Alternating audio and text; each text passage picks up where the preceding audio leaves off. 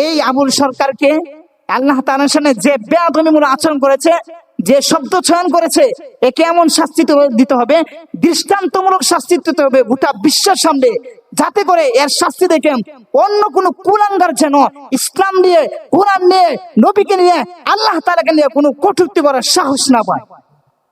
আমাদেরকে সাবধান থাকতে হবে, এটা আমাদের ঈমানি দায়িত্ব, কর্তব্য। অনেক বড় বেয়াদবি করেছে, এই জন্য আমরা সরকারের কাছে আমাদের দাবি, ওকে যেন গোটা বিশ্বের সামনে যেন দৃষ্টান্তমূলক শাস্তি দেওয়া হয়। যদি ছেড়ে দেওয়া হয়, বিচার না করা হয়, তাহলে এই বাংলা কেন গোটা বিশ্বের কোন মুসলমান সে ঘরে বসে থাকবে না। আমরা সবকিছু সহ্য করতে পারি, কিন্তু যখন ইসলাম নিয়ে কেউ কটূক্তি করবে, আল্লাহ তাআলাকে নিয়ে কটূক্তি করবে, কোন মুসলমান সে ঘরে বসে থাকতে পারবে না। গায়ে এক ফোঁটা রক্ত থাকতে সে কখনোই সে ঘরের মধ্যে বসে থাকবে না, বরং সে প্রতিবাদ করবে। তার জান যতক্ষণ পর্যন্ত থাকবে ততক্ষণ পর্যন্ত এর প্রতিবাদ করেই যাবে। এই জন্য ভাইয়েরা আমার, সতর্ক থাকতে হবে। শেষ জামানায় আল্লাহ রাসূল ভবিষ্যৎবাণী করে দিয়েছেন, মিথ্যা নবুয়ত দাবিদার করবে, কটূক্তি করবে, ইসলামের উপর আঘাত আসবে, মুসলমান সেগুলোকে বরদাস্ত করবে না, মুসলমান সেগুলোকে প্রতিহত করবে।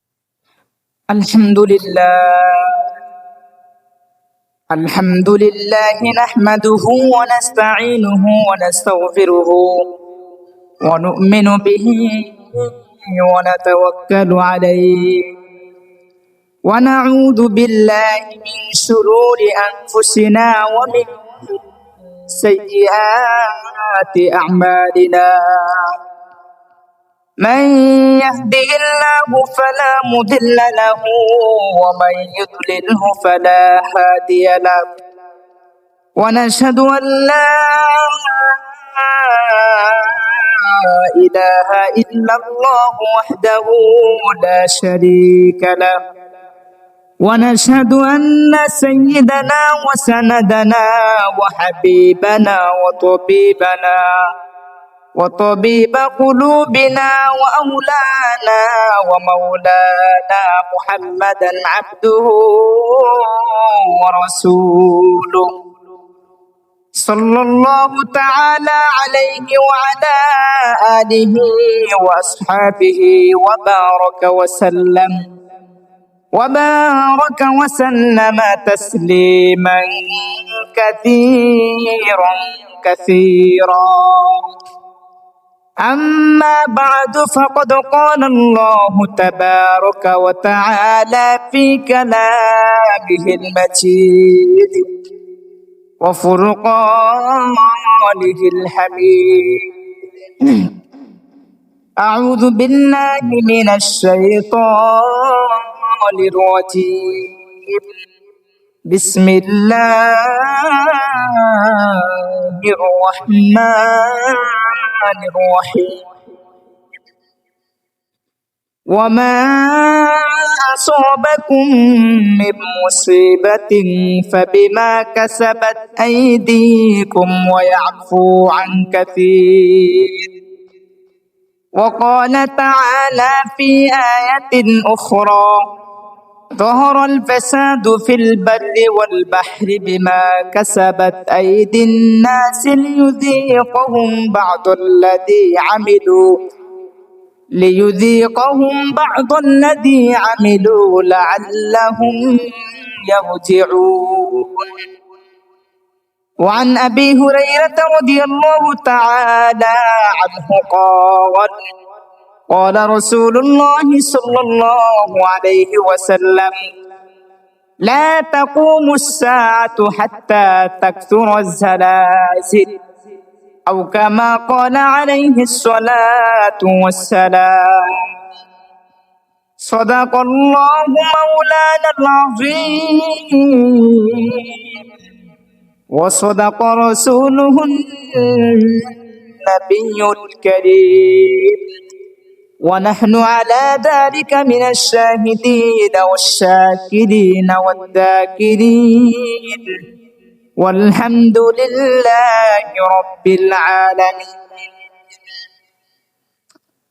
আলহামদুলিল্লাহ, আল্লাহ পাক রব্বুল আলামিনের দরবারে লাখ কোটি শুকরিয়া, যে রব্বে কারীম আমাদেরকে পবিত্র দিন জুমার দিন তার মহান হুকুম আদায় করার জন্য আমাদেরকে দুনিয়ার সমস্ত কাজকর্ম থেকে ফারেক করে দুনিয়ার মুহাব্বত ভালোবাসা ব্যবসা বাণিজ্য ছেলে সন্তান পরিবারের সমস্ত মায়া মুহাব্বত ত্যাগ করে মহান আল্লাহ তাআলার মহান হুকুম আদায় করার জন্য আমাদেরকে পৃথিবীর বুকে সর্বশ্রেষ্ঠ জায়গা পবিত্র ঘর মসজিদের মাঝে আসার বসার কোরআন ও হাদিস থেকে কিছু কথা বলার ও শ্রবণ করার তৌফিক দান করেছেন। সেজন্য আমরা সকলেই আল্লাহ তাআলার দরবারে লাখ কোটি শুকরিয়া জ্ঞাপন করে বলি আলহামদুলিল্লাহ। মুহতারাম হাজির, আমি আপনাদের সামনে পবিত্র কালামুল্লাহ থেকে দুটি আয়াত ও একটি হাদিস পাঠ করেছি। আল্লাহ সুবহানাহু ওয়া তাআলা যদি আমাকে তৌফিক দান করেন তাহলে তেলাওয়াতকৃত আয়াত ও হাদিসকে সামনে রেখে কিছু কথা বলার চেষ্টা করব ইনশাআল্লাহ। মুহতারাম হাজিরিন, আমি আপনাদের সামনে পবিত্র কালামুল্লাহ থেকে সূরা শুআরা 30 নম্বর আয়াত এবং সূরা রুমের 41 নম্বর আয়াত পাঠ করেছি। আল্লাহ সুবহানাহু ওয়া তাআলা এই আয়াত দুটির মধ্যে তিনি ইরশাদ করেছেন যে আমরা যে অনেক সময় বিপদ আপদের সম্মুখীন হই, অনেক সময় আমাদের উপর প্রাকৃতিক দুর্যোগ মহামারী দেখা দেয়, রোগ ব্যাধি দেখা দেয়, ভূমিকম্প ভূমিধস অতিবৃষ্টি অনাবৃষ্টি সহ অনেক রকমের রোগ ব্যাধি বালা মুসিবত আসে। আল্লাহ তাআলা এই আয়াত দুটির মধ্যে জানিয়ে দিয়েছেন কি কারণে রোগ ব্যাধি আসে, কি কারণে মহামারী আসে। এই কারণগুলো আল্লাহ তাআলা এই আয়াতের মধ্যে উল্লেখ করেছে। পৃথিবীর ইতিহাসে বিভিন্ন জাতির উপর ও বিভিন্ন ধরনের মহামারী বিপদ আপদ এসেছে। ঝড় তুফান জলোচ্ছ্বাস ভূমিকম্প ভূমিধস অতিবৃষ্টি অনাবৃষ্টি আকার আকৃতি বিকৃতি সহ অনেক রকমের বিপদ আপদ এসেছে, আসছে, ভবিষ্যতেও আসবে। এগুলো কেন আসছে, কি কারণে? এগুলো কি শুধু শুধু হচ্ছে নাকি এর পিছনে কোনো উদ্দেশ্য আছে, কারো হাত আছে? আল্লাহ সুবহানাহু ওয়া তাআলা বলেন এই দুনিয়ার বুকে যত ধরনের বিপদ আপদ আসে, বালা মুসিবত মহামারী রোগ ব্যাধি সমস্ত বিপদ আপদ বালা মুসিবত দুর্যোগ আসে মানুষের অপরাধের কারণে, মানুষের গুনাহের কারণে, মানুষের নাফরমানির কারণে। আল্লাহ তাআলা মাঝে মাঝে ভূমিধস ভূমিকম্প দেন, একটু ঝাঁকুনি দেন, মানুষকে একটু গাফলতের ঘুম থেকে জাগিয়ে তোলেন, যাতে করে মানুষ এই সমস্ত অপরাধ ছেড়ে দেয়, আল্লাহ তাআলা দিকে ফিরে আসে। বিভিন্ন জাতির উপর আল্লাহ তাআলা আযাব গজব দিয়ে ধ্বংস করেছেন। আল্লাহ সুবহানাহু ওয়া তাআলা বিভিন্ন সময় বিভিন্ন ধরনের বিপদ আপদ দেন, বান্দাকে সতর্ক করেন, হে বান্দা তুমি সময় থাকতে ঠিক হয়ে যাও, অপরাধ ছেড়ে দাও, নিজেকে শুধরে ফেলো, সময় দিচ্ছে। কিন্তু আমাদের পূর্বে যারা ছিল আর অন্যান্য নবীর রাসূলের যে উম্মত ছিল, তারা যখন অপরাধ করত আল্লাহ তাআলা সাথে সাথে আযাব গজব দিয়ে ধ্বংস করে দেন। কিন্তু আল্লাহ তাআলা আমাদেরকে সাথে সাথে আযাব দিয়ে ধ্বংস করে দেন না। আমরা হাজার অপরাধ করি, এই আল্লাহ তাআলা নিয়ামত ভোগ করি, আল্লাহ তাআলার দেওয়া শক্তি ব্যয় করে আমরা আল্লাহ তাআলা এই শক্তিকে আল্লাহ তাআলার নাফরমানির কাছে আমরা ব্যয় করি। আল্লাহ তাআলা চাইলে কিন্তু আমাকে সাথে সাথে আমার জবান বন্ধ করে দিতে পারে, আমার শক্তি সবকিছু ছিনিয়ে নিতে পারে, আমার ক্ষমতা দাপট সবকিছু আল্লাহ তাআলা ইচ্ছা করলে তছনছ করে দিতে পারতেন, কিন্তু দেন না। কি কারণে দেন না জানেন? আমাদের নবী, পিয়ারা নবী, বিশ্ব নবী মুহাম্মদুর রাসূলুল্লাহ সাল্লাল্লাহু আলাইহি ওয়াসাল্লাম আল্লাহ তাআলার কাছে দোয়া করেছিলেন, ফরিয়াদ করেছিলেন, হে আল্লাহ আমার গুনাহগার উম্মতকে গুনার কারণে অপরাধের কারণে সাথে সাথে তুমি তাদেরকে ধ্বংস করে দিও না, তাদেরকে সুযোগ দিও, তারা যেন ফিরে আসতে পারে, এই সুযোগ তুমি দিও। এই জন্য আল্লাহ তাআলা আমাদেরকে শেষ করে দেন না, ধ্বংস করে দেন।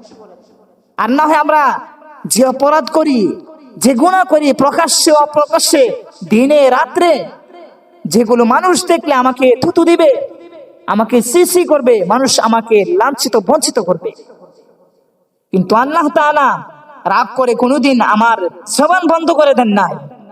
আল্লাহ তাআলা কোনোদিন আমার খাবার বন্ধ করে দেন নাই। স্বাভাবিকভাবে ছেলে সন্তান যখন মাতা পিতার অবাধ্য হয়, একবার দুইবার তিনবার তাকে যখন বারবার সতর্ক করা হয়, তারপরেও যখন ছেলে সন্তান মাতা পিতার কথা শুনে না, মাতা পিতাকে শুধু সমাজে, রাষ্ট্রে, পরিবার মধ্যে তাকে লাঞ্ছিত বঞ্চিত করে, ছেলে সন্তানের কারণে মাতা পিতা সমাজে মুখ দেখাতে পারে না, যখন বারবার ছেলে সন্তান যখন মাতা পিতাকে কষ্ট দেয়, অবাধ্য হয়, তাদের কথা শুনে না, তাদেরকে জ্বালায়, তখন মাতা পিতা একসময় বাধ্য হয়ে ছেলের সন্তানকে বলে, তুই আমার ঘর থেকে বের হয়ে যা, তোর মতো ছেলে সন্তান আমার কোনো প্রয়োজন নেই। বলে কি বলে না? বলে। কিন্তু আমরা হাজার অপরাধ করি, আল্লাহ তাআলার নিয়ামত ভোগ করে আল্লাহ তাআলার সাথে আমরা কুফরি করি, নাফরমানি করি, কটূক্তি করি, কিন্তু কোনোদিন আল্লাহ তাআলা রাগ করে আমার জবান বন্ধ করে দেন নাই, আমার হাত পায়ের শক্তি ও কিছু করে দেন নাই। আল্লাহ কত দয়ালু, কত মেহেরবান। কেন? আমার নবী দোয়া করেছিলেন, হে আল্লাহ, আমার উম্মত, গুনাহগার উম্মতকে তুমি সমূলে ধ্বংস করে দিও না, তাদেরকে একটু সময় দিও, সুযোগ দিও, তারা যেন শুধরাতে পারে, তারা যেন নিজেদেরকে বদলাতে পারে, তারা যেন ফিরে আসতে পারে তোমার পথে, সেই সুযোগ তুমি দিও। এই জন্য আল্লাহ তাআলা আমাদেরকে ধ্বংস করেন না। তো যাই হোক, আল্লাহ সুবহানাহু ওয়া তাআলা বলেন, এই দুনিয়াতে যত রকমের বিপদ আপদ আসে, এর কারণ একটাই, সেটা হলো মানুষের অপরাধ, গুনাহ। গুনার কারণে আল্লাহ তাআলা অনেক সময় ভূমিকম্প দেন, ভূমিধস, অতিবৃষ্টি, অনাবৃষ্টি, মহামারী সহ নানা রকমের রূপ ব্যাধি দেন। আল্লাহ তাআলা বান্দাকে সতর্ক করেন। এই কথাই আল্লাহ পাক রব্বুল আলামিন সূরা শুআরা 30 নম্বর আয়াতের মধ্যে বলেন, ওয়ামা আসাবাকুম মিন মুসিবাতিন ফাবিমা কাসাবাত আইদিকুম ওয়া ইয়াফু আন কাসীর। আল্লাহ পাক রব্বুল আলামিন বলেন, হে মানব সম্প্রদায়, তোমরা যে সমস্ত বিপদ আপদের সম্মুখীন হও, এই সমস্ত কিছুই তোমাদের দুহাতের কৃতকর্মের কারণে আসে। কিন্তু আমি আল্লাহ তাআলা তোমাদেরকে সকল প্রকার গুনাহের কারণে আমি তোমাদেরকে শাস্তি দেই না, বরং আমি অধিকাংশ গুনাহ তোমাদেরকে মাফ করে দেই। আল্লাহ পাক রব্বুল আলামিন বান্দার সমস্ত গুনাহের কারণে তাকে শাস্তি দেন না। আল্লাহ পাক রব্বুল আলামিন তাকে একটু সময় দেয়, একটু সুযোগ দেন, যত করে বান্দা গুনাহ করার পর সে যখন বুঝবে যে আমি যে কাজটা করতেছি এটা তো ভালো না, এটা তো আল্লাহ তাআলার নাফরমানি হচ্ছে, আমি তো জাহান্নামের দিকে আমি অগ্রসর হচ্ছি, বান্দা যখন সে নিজেকে যখন বুঝতে পারবে, চিন্তা ফিকির করবে, সে যখন তওবা করবে, আমি আল্লাহ পাক রব্বুল আলামিন বান্দার সমস্ত গুনাহটা মাফ করে দিব। এজন্যই তো আল্লাহ পাক রব্বুল আলামিন আমাদেরকে সমস্ত অপরাধের কারণে আমাদেরকে শাস্তি দেন না, মাঝে মাঝে আমাদেরকে নানা রকম বিপদ আপদ দিয়ে আমাদেরকে সতর্ক করেন, হে বান্দা, সময় আছে, সুযোগ সময় আছে, এখন সুযোগ আছে, নিজেকে শুধরিয়ে ফেলো, নিজেকে বদলিয়ে ফেলো, গুনার অন্ধকার থেকে বেরিয়ে আসো, রহমতের দিকে আসো, আমি আল্লাহ তাআলার দিকে আসো। আমি আল্লাহ তাআলা তোমার জীবনের সমস্ত গুনাহটা মাফ করে আমি তোমাকে শিশু বাচ্চার মতো বানিয়ে দেব। আল্লাহ পাক রব্বুল আলামিন অন্য আয়াতের মধ্যে বলেন, ظهر الفساد في البر والبحر بما كسبت أيدي الناس ليذيقهم بعض الذي عملوا لعلهم يرجعون। স্থলে জলে যত ধরনের বিপদ আপদ দেখা দেয়, যত মহামারী দেখা দেয়, ভূমিকম্প, ভূমিধস সহ যত ধরনের বিপর্যয় দেখা দেয়, আল্লাহ পাক রব্বুল আলামিন বলেন, এই সব কিছু মানুষের অপরাধের কারণেই হয়। হাসান বসরি রাহমাতুল্লাহি আলাইহি বলেন, যখন ওয়ামা আসাবাকুম মিন মুসিবাতিন এই আয়াতটি যখন নাযিল হয়, তখন আল্লাহর রাসূল সাল্লাল্লাহু আলাইহি ওয়াসাল্লাম তিনি শপথ করে বলেন, সেই মহান সত্তার কসম যার নিয়ন্ত্রণে আমার জান, আমার প্রাণ, মানুষের পায়ে যখন কোনো কাঠের আঁচড় লাগে অথবা তার শিরা উপশিরা যখন ধরফর করতে শুরু করে, কিংবা তার পায়ে যখন কোন একটি কাঁটা বিদ্ধ হয়, আল্লাহ রাসূল সাল্লাল্লাহু আলাইহি ওয়াসাল্লাম বলেন এই সব কিছু হয় বান্দার গুনাহের কারণে। কিন্তু আমার আল্লাহ পাক রব্বুল আলামিন এত দয়ালু, তিনি সমস্ত গুনার শাস্তি দুনিয়াতেই দেন না, বরং বান্দার অধিকাংশ গুনাহ আল্লাহ তাআলা মাফ করে দেন। উলামায়ে কেরাম বলেন যদি আল্লাহ পাক রব্বুল আলামিন মানুষের সমস্ত অপরাধের শাস্তি যদি দিয়ে দিতেন, তাহলে পৃথিবীতে কোনো মানুষ টিকে থাকতে পারতো না, সমস্ত মানুষই ধ্বংস হয়ে যেত। কিন্তু আমার আল্লাহ পাক রব্বুল আলামিন মানুষকে সুযোগ দেন, সময় দেন, সময় থাকতে আমরা যেন ভালো হয়ে যাই। এই জন্য আল্লাহ পাক রব্বুল আলামিন পবিত্র কোরআনুল কারীমের মধ্যে বিভিন্ন জায়গায় আমাদেরকে গুনাহ থেকে বাঁচার জন্য অনেকভাবে আমাদেরকে তিনি উপদেশ দিয়েছেন। হে বান্দা, তুমি গুনাহ ছেড়ে দাও, আমি আল্লাহ তাআলার কাছে ফিরে আসো, তওবা করো, আমি আল্লাহ তাআলা তোমার জীবনের সমস্ত গুনাহগাতা মাফ করে দিব। তাহলে এই দুই আয়াত দ্বারা জানতে পারলাম যে দুনিয়াতে যত ধরনের বিপদ আপদ বালা মুসিবত আসে সবকিছু মানুষের গুনাহের কারণে আসে, মানুষের অপরাধের কারণে আসে। কিন্তু তারপরেও মানুষ তার হুঁশ এখন আসে না। এই যে ভূমিকম্প হচ্ছে, গতকালকে হয়েছে, 2 সপ্তাহ পূর্বে হয়েছে শুক্রবারে, মাত্র কয় সেকেন্ড হয়েছে? 7-8 সেকেন্ড মাত্র হয়েছে। এই 7-8 সেকেন্ডের ভূমিকম্পে গোটা পৃথিবী প্রকম্পিত হয়ে উঠেছে। মানুষের জানমালে অনেক ক্ষতি হয়েছে, অনেক মানুষ মারা গিয়েছে। এই যে ভূমিকম্প হচ্ছে, এগুলো আল্লাহ তাআলা মানুষকে সতর্ক করতেছেন। মানুষ এত পরিমাণ গুনাহ করে আল্লাহ তাআলাকে এত পরিমাণ নারাজ করে ফেলেছিল। আল্লাহ রাসূল সাল্লাল্লাহু আলাইহি ওয়াসাল্লাম বলেন যখন মানুষ গুনাহ করে, জিনা ব্যভিচার করে, তার গুনাহ মাত্রা যখন সীমা ছাড়িয়ে যায়, যখন সমাজে রাষ্ট্রে যখন প্রকাশ্যভাবে জিনা ব্যভিচার অশ্লীলতা ছড়িয়ে পড়ে, তখন আল্লাহ তাআলা নানা রকমের মহামারী দেন, রোগব্যাধি দেন, ভূমিকম্প দেন, একটু ঝাঁকুনি দেন, যাতে করে মানুষ লাআল্লাহুম ইয়ারজিউন ফিরে আসতে পারে। আল্লাহ তাআলা মানুষের কৃতকর্মে কিছু শাস্তির স্বাদ আস্বাদন করান, যাতে করে মানুষ এই গুনাহ থেকে ফিরে আসে, আল্লাহ তাআলার দরবারে ফিরে আসে। কিন্তু আমাদের দিল এত কঠিন হয়ে গিয়েছে, এত শক্ত হয়ে গিয়েছে, আমাদের সামনে কত মানুষ চলে যায়, নিজের হাতে কত মানুষের দাফন কাফন করেছি, আত্মীয় স্বজন, পাড়া পড়শি, বন্ধু বান্ধব অনেকে চলে যাচ্ছে। আমাকেও যে চলে যেতে হবে, আমাকে যে আখিরাতের জন্য সবকিছু গুছাতে হবে, এই চিন্তা ফিকির আমরা করি না। আমাদের মাথা থেকে এটা উঠে গিয়েছে। আমাদের শুধু দুনিয়া কিভাবে, আমার দুনিয়াতে কিভাবে আমি অনেক সম্মানের অধিকারী হব, কিভাবে আমার পদ বাড়বে, আমার ইজ্জত সম্মান বাড়বে, মানুষ আমাকে মাহবা দিবে, এই প্রতিযোগিতায় আমরা নেমে গিয়েছি। কে কাকে হারিয়ে দিবে, এই প্রতিযোগিতা চলছে।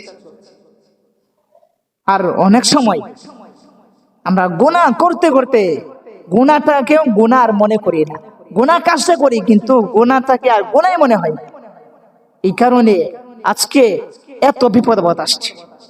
আল্লাহ রাসূলের হাদিস সুস্পষ্ট, ভূমিকম্প কখন হবে?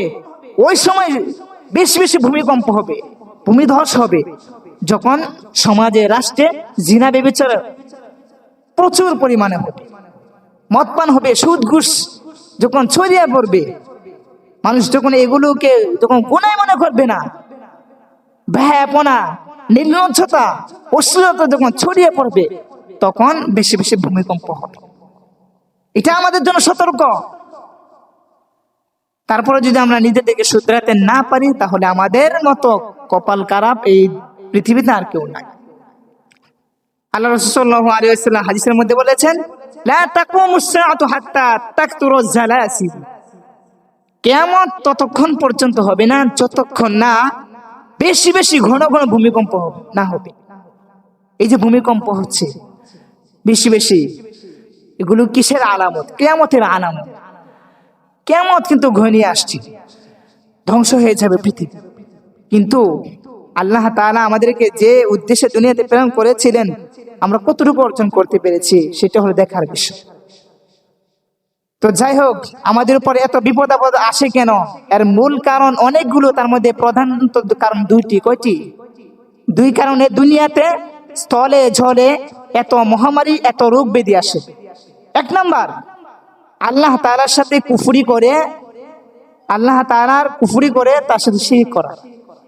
দুই নাম্বার হলো আল্লাহ তাআলার অফুরন্ত নিয়ামত ভোগ করে তার নিয়ামতের শুকরিয়া আদায় করার পরিবর্তে আল্লাহ তাআলার নাশুকরিয়া করা, কৃতজ্ঞতা আদায় করার পরিবর্তে অকৃতজ্ঞ হওয়া। এই কারণে আল্লাহ তাআলা অনেক সময় নানা রকম বিপদ আপদ দেন। এই পৃথিবীতে যত মানুষ দুনিয়াতে এসেছিল, যত নবী এসেছে, যত সম্প্রদায় জাতি এসেছে, অনেক সম্প্রদায় ধ্বংস হচ্ছে এই দুই কারণে। আল্লাহ তাআলার নাফরমানি, আল্লাহ তাআলার অফুরন্ত নিয়ামত পেয়ে এই নিয়ামতের শুকরিয়া না করার কারণে। আল্লাহ সুবহানাহু ওয়া তাআলা পবিত্র কালামুল্লাহর মধ্যে অনেক জাতির ইতিহাস তুলে ধরেছেন এই বিশ্ববাসীর জন্য। পরবর্তী দেশ মানুষ যেন এইগুলো পড়ে জেনে এই ইতিহাস যেন মনে রাখে এবং সেই অনুযায়ী তারা যেন নিজেদের জীবন গঠন করে, পরিবার সমাজ যেন তারা সেভাবে পরিচালনা করে। আল্লাহ তাআলা অনেক জাতির ইতিহাস তুলে ধরেছেন। এর মধ্যে একটা সম্প্রদায় হলো সাবা সম্প্রদায়। এই সাবা সম্প্রদায়কে আল্লাহ তাআলা অনেক রকমের নিয়ামত দান করেছেন। তাদের বিশেষ করে একটি হলো তাদের অনেক ফল ফ্রুট বাগান, কৃষি সহ অনেক দুনিয়ার আসবাবপত্র অনেক কিছু তাদেরকে দান করেছিলেন। কিন্তু তারা এইগুলো পেয়ে আল্লাহ তাআলার শুকরিয়া আদায় করার পরিবর্তে আল্লাহ তাআলার নাফরমানি করতে লাগলো, আল্লাহ তাআলার সাথে কুফরি করতে লাগলো। তখন আল্লাহ তাআলা তাদেরকে সতর্ক করার জন্য একে একে 13 জন নবী পাঠিয়েছেন। কয়জন নবী? 13 জন নবী তাদের সাবা সম্প্রদায়ের কাছে পাঠিয়েছেন। একটা বার্তা দিয়ে পাঠিয়েছেন যে কুলু ওয়াশরাবু, তোমরা পানাহার করো, আল্লাহ তাআলার রিজিক ভক্ষণ করো এবং তার শুকরিয়া আদায় করো, তার ইবাদত করো, তার সাথে নাফরমানি করিও না। কিন্তু তারা এই আল্লাহ তাআলার অফুরন্ত নিয়ামত পেয়ে দীর্ঘকাল সময় তারা ভোগ বিলাস আরাম আয়েশের মধ্যে কাটানোর পর তারা আল্লাহ তাআলাকে ভুলে গেল। যে মহান প্রভু তাদেরকে এত কিছু দান করেছেন, এত নিয়ামত, নাজ নিয়ামত, এগুলো পেয়ে তারা আল্লাহ তাআলাকে ভুলে গেল। শুধু ভুলে গেলই না, আল্লাহ তাআলা সে শিরক কুফর করতে লাগলো, মূর্তি পূজা করতে লাগলো।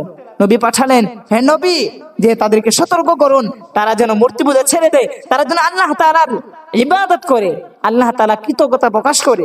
যদি তারা না করে তাহলে আমি আসমানি গজব দিয়ে তাদেরকে ধ্বংস করে। আসলেন নবী রাসূলগণ, সেই বার্তা তাদেরকে শোনালেন, কিন্তু মানলো না, বৃদ্ধাঙ্গুলি দেখালো, বিমুখতা প্রদর্শন করলো। আল্লাহ তাআলা তাদের প্লাবন দিয়ে তাদের জনপদ ধ্বংস করে দিল। এভাবে আজ জাতি ছিল, এরা অনেক শক্তিশালী ছিল, বিশাল দেহের অধিকারী ছিল, পৃথিবীর মধ্যে সর্বশক্তিমান ওরা ছিল। কিন্তু তারা এই সমস্ত তাদের অনেক আল্লাহ তাআলা দুনিয়াতে চলার জন্য যা কিছু বলেন সবকিছু দিয়েছে। এই সবকিছু পাওয়ার পর আল্লাহ তাআলা শুধু নাফরমানি করতে শুরু করলো। কেমন শক্তিশালী ছিল এরা? এরা হাতে, এই যে নিজ হাতে এরা পাহাড় কেটে প্রাসাদ, উঁচু উঁচু অনেক বড় বড় প্রাসাদ নির্মাণ করত। এক পর্যায়ে তারা বলতে লাগলো যে মান আশাদ্দু মিন্না কুওয়া, এই পৃথিবীতে আমাদের মতো শক্তিশালী, আমাদের মতো ক্ষমতাধর, দাপটশালী আর কেউ নাই। এত শক্তিশালী ছিল। তাদের নবী ছিল হযরত হুদ আলাইহিস সালাতু ওয়াস সালাম। আল্লাহ তাআলা প্রেরণ করলেন, হে নবী, আপনি তাদেরকে সতর্ক করুন, তাদেরকে এক আল্লাহর ইবাদতের জন্য তাদেরকে আহ্বান করুন, তাদেরকে ভীতি প্রদর্শন দেখান। হযরত হুদ আলাইহিস সালাতু ওয়াস সালাম তাদেরকে সতর্ক করলেন যে তোমরা এক আল্লাহর ইবাদত করো, তিনি ছাড়া তোমাদের কোনো প্রভু নেই। আজকে তোমরা এত শক্তিশালী, এত কিছু পেয়েছো, এত নাজ নিয়ামত পেয়েছো শুধুমাত্র আল্লাহ তাআলার কারণে। আল্লাহ তাআলা তোমাদেরকে দান করেছেন এগুলোর তোমরা কদর করো, এগুলোর নিয়ামত শুকরিয়া আদায় করো। কিন্তু তারা কি করলো? তারা মানলো না, নবীর কথা কোনো কান দিল না। তারা উল্টো বলতে লাগলো, হে নবী, আপনি আমাদেরকে ভয় দেখান যে আমরা আল্লাহ তাআলার ইবাদত না করলে আসমানি গজব এসে আমাদেরকে ধ্বংস করে দিবে। আপনি আনুন, আপনি যদি সত্যবাদী নবী হয়ে থাকুন তাহলে আপনি আসুন। শুরু হয়ে গেল, আল্লাহ তাআলা অ্যাকশন শুরু হয়ে গেল। আল্লাহ তাআলা এদিকে ঘূর্ণিঝড় পাঠাবে, 1-2 দিন নয়, টানা 7 দিন 7 রাত 8 দিন একটানা ঘূর্ণিঝড় ছিল।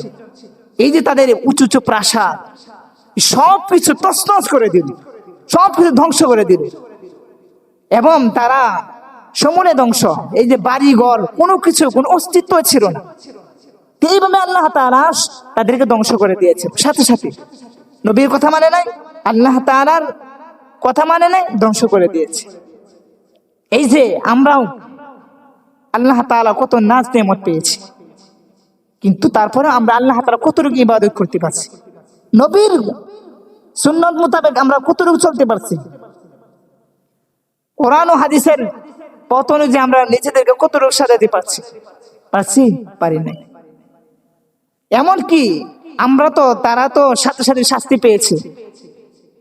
আর এই বর্তমান যুগে মানুষ এত অপরাধ, তাদেরকে কয়েক গুণ না, তাদেরকে ছেড়িয়ে গিয়েছে, আরো তার এক ধাপ এগিয়ে আছে। হযরত লূত আলাইহিস সালাতু ওয়াস সালাম সম্প্রদায়, তারা আল্লাহ তাআলার সাথে, তারা তো কাফের ছিল, কিন্তু তার মধ্যে বিশ্বে একটি খারাপ গুণ ছিল যে তারা সমকামিতা করত, যেটা এত জঘন্য যে কোনো পশু এই কাজ করে না। আল্লাহ তাআলা এদেরকে এত শাস্তি দিয়েছেন যে আল্লাহ তাআলা পবিত্র কালামুল্লাহ মধ্যে বলেছেন যে তাদেরকে যে শাস্তি দিয়েছেন এর পূর্বে কোন জাতিকে এই শাস্তি আল্লাহ তাআলা দেন নাই। সেটা ছিল সমকামিতা। বর্তমান যুগে এই সমকামিতাকে এই বিশ্বে মধ্যে রেখে এই আইন পাশ করার জন্য বিভিন্ন জায়গায় হয়ে যাচ্ছে অলরেডি। এই বাংলাদেশেও ষড়যন্ত্র হচ্ছে কিভাবে এই সমকামিতা এটাকে রাষ্ট্রীয়ভাবে এটাকে বৈধতা দেওয়া হবে। 2-3 বছর পূর্বে এই বিষয়ে উলামায়ে কেরাম জাতিকে, সম্প্রদায়কে সতর্ক করেছেন। বাংলাদেশে অনেক প্রতিবাদ হয়েছে আর হবে, কিন্তু বর্তমান বিশ্বের বিভিন্ন জায়গায় সমকামিতা, পুরুষে আকাম কুকাম, এই এত জঘন্য, আল্লাহ তাআলা যদিও আমাদের কাছে খারাপ মনে হচ্ছে, কিন্তু আল্লাহ তাআলা এই বিষয়টি, এটা এখন না, এটা হযরত লূত আলাইহিস সালাতু ওয়াস সালামের সম্প্রদায় ওই জামানায় ছিল। এটা তখনই আল্লাহ তাআলা আয়াত নাযিল করলেন, জানিয়ে দিলেন এটা কত জঘন্য কাজ ছিল। আল্লাহ তাআলা এই কাজের জন্য তাদেরকে এমন শাস্তি দিয়েছেন যে তাদেরকে তাদের জায়গা জমির বাড়ি ঘর সহ একবারে আকাশে তুলে একবার তাদেরকে আছাড় দিয়েছে। আজ পর্যন্ত ওই জায়গাটা মৃত সাগর বলে কি পরিচিত। এইভাবে শাস্তি দিয়েছে আল্লাহ তাআলা। কেন? আল্লাহ তাআলার নাফরমানির কারণ, অপরাধের কারণ। কিন্তু আল্লাহ তাআলা আমাকে আপনাকে ধ্বংস করে দিচ্ছেন না। এই বর্তমান যুগে আরো বেশি গুনাহ হচ্ছে, আল্লাহ তাআলাকে নিয়ে কটূক্তি করা হয়, নবী রাসূলকে নিয়ে কটূক্তি করা হয়। যে আল্লাহ তাআলা এই আসমান জমিন আমাকে আপনাকে সৃষ্টি করেছেন, হায়াত দিয়েছেন, আমাদের বাঁচার জন্য যা কিছু সবকিছু দিয়েছে, সে আল্লাহ তাআলার নিয়ামত ভোগ করে, যা চন্দ্র সূর্য সবকিছু ভোগ করে আল্লাহ তাআলার আমরা নাফরমানি। শুধু তাই না, আল্লাহ তাআলার শানে বেয়াদবিমূলক অনেক আচরণ করা হচ্ছে। কিছুদিন পূর্বে আবুল সরকার নামে আল্লাহ তাআলাকে নিয়ে কটূক্তি করেছে। আল্লাহ তাআলার শানে এমন কিছু বাক্য বলেছে যে সমস্ত বাক্য শুনলে মুসলমান ঠিক থাকতে পারবে না।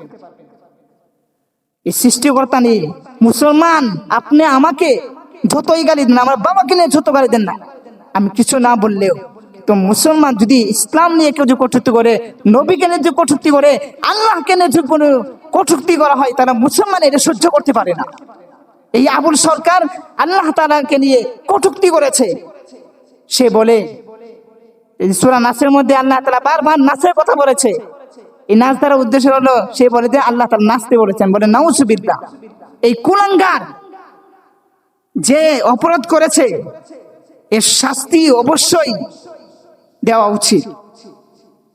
এই জন্য সমস্ত মুসলমানদের আবশ্যক হলো, ফরজ হলো, যখন যে বা যারাই ইসলাম নিয়ে, নবীকে নিয়ে, কোরআন নিয়ে, আল্লাহ তাআলাকে নিয়ে কটূক্তি করবে, মুসলমান ঘরে বসে থাকতে পারবে না। যদি মুসলমানের অন্তর যে আঘাত না রাখে তাহলে সে প্রকৃত মুমিন হতে পারবে না। আল্লাহ তাআলার সামনে কটূক্তি করবে আর তার কোনো প্রতিবাদ হবে না, এটা মুসলমান এটা কখনো করতে পারে না। এজন্য আমরা যারা মুসলমান আছি আমাদের কর্তব্য হলো যে বা যারা যে কুলাঙ্গার আল্লাহ তাআলাকে নিয়ে কটূক্তি করেছে তাদেরকে অবশ্যই শাস্তির আওতায় আনতে হবে, তাদেরকে শাস্তি দিতে হবে, এটা আমাদের কর্তব্য। আর না হয় আল্লাহ তাআলা কাঠগড়াই ধরা পড়ে যেতে হবে।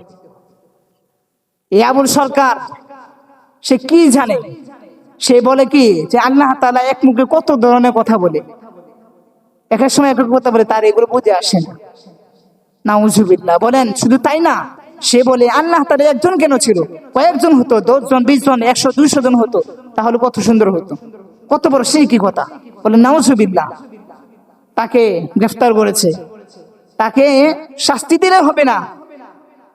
এই আবুল সরকারকে আল্লাহ তাআলার সামনে যে বেয়াদবিমূলক আচরণ করেছে, যে শব্দ চয়ন করেছে, একে এমন শাস্তি দিতে হবে, দৃষ্টান্তমূলক শাস্তি দিতে হবে গোটা বিশ্বের সামনে, যাতে করে এর শাস্তি দেখে অন্য কোনো কুলাঙ্গার যেন ইসলাম নিয়ে, কোরআন নিয়ে, নবীকে নিয়ে, আল্লাহ তাআলাকে নিয়ে কোনো কটূক্তি করার সাহস না পায়। আমাদেরকে সাবধান থাকতে হবে, এটা আমাদের ইমানি দায়িত্ব, কর্তব্য। অনেক বড় বেয়াদবি করেছে, এই জন্য আমরা সরকারের কাছে আমাদের দাবি, ওকে যেন গোটা বিশ্বের সামনে যেন দৃষ্টান্তমূলক শাস্তি দেওয়া হয়। যদি ছেড়ে দেওয়া হয়, বিচার না করা হয়, তাহলে এই বাংলা কেন গোটা বিশ্বের কোনো মুসলমান সে ঘরে বসে থাকবে না। আমরা সবকিছু সহ্য করতে পারি, কিন্তু যখন ইসলাম নিয়ে কেউ কটূক্তি করবে, আল্লাহ তাআলাকে নিয়ে কটূক্তি করবে, কোনো মুসলমান সে ঘরে বসে থাকতে পারবে না। গায়ে এক ফোঁটা রক্ত থাকতে সে কখনোই সে ঘরের মধ্যে বসে থাকবে না, বরং সে প্রতিবাদ করবে। তার জান যতক্ষণ পর্যন্ত থাকবে ততক্ষণ পর্যন্ত এর প্রতিবাদ করেই যাবে।